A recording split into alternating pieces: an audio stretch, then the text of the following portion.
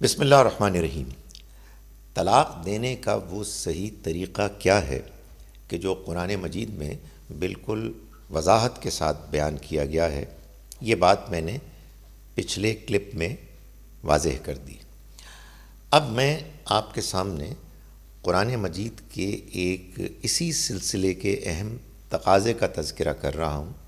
اور وہ ہے گواہوں کی موجودگی۔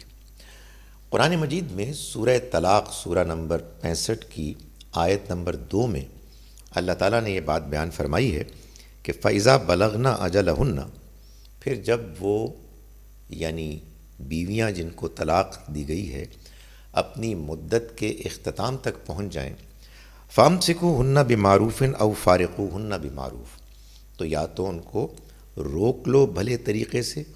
یا ان کو ودا کر دو اچھے انداز میں۔ وَأَشْهِدُوا ذَوَائِ عَدْلٍ مِّنْكُمْ، اور اپنے درمیان سے 2 ثقہ گواہوں کو موجود رکھو۔ وَأَقِیمُوا الشَّهَادَةَ لِلَّهِ، اور تمہیں چاہیے کہ گواہی قائم کرو اللہ کے لیے۔ یعنی جب طلاق دی جائے، بیوی شوہر کے گھر میں عدت کے دوران رہے، عدت کا اختتام آ جائے اور اب یہ فیصلہ کرنے کا وقت آ جائے کہ شوہر نے بیوی کو اپنے ساتھ رکھنا ہے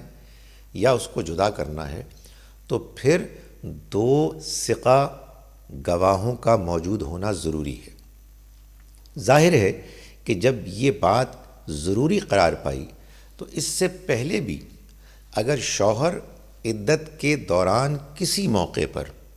پہلے دن، پہلے مہینے یا کسی اور موقع پر رجوع کرنا چاہے عدت کے اختتام سے پہلے،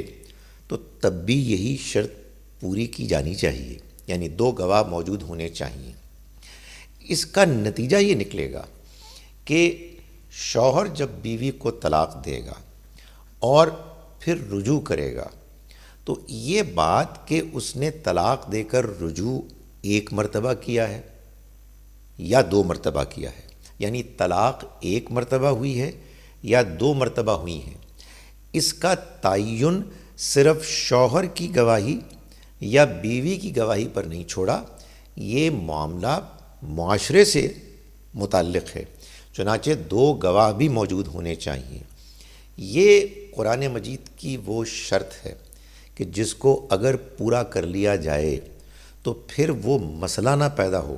کہ جو ہمارے ہاں طلاق کے سلسلے میں آئے دن پیدا ہوتا ہے کہ بیوی بیچاری اس بات پر پریشان ہوتی ہے کہ نہ جانے شوہر نے کتنی مرتبہ مجھے طلاقیں دی ہیں اور اب میں اس کے لیے جائز ہوں بھی کہ نہیں۔ اللہ نے اس وجہ سے اس بات کا اہتمام کرنے کا حکم دیا ہے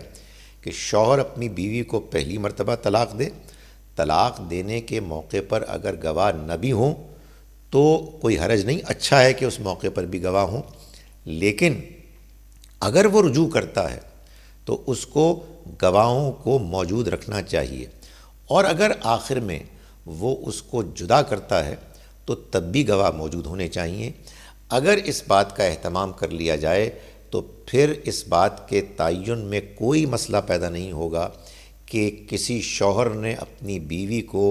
1 طلاق دی ہے یا 2 طلاقیں دی ہیں، اور اس کے نتیجے میں وہ بے چینی، وہ تردد، وہ پریشانی ختم ہو جائے گی کہ جو بالعموم طلاق کے قضیوں کے معاملے میں خواتین کو لاحق ہوتی ہے۔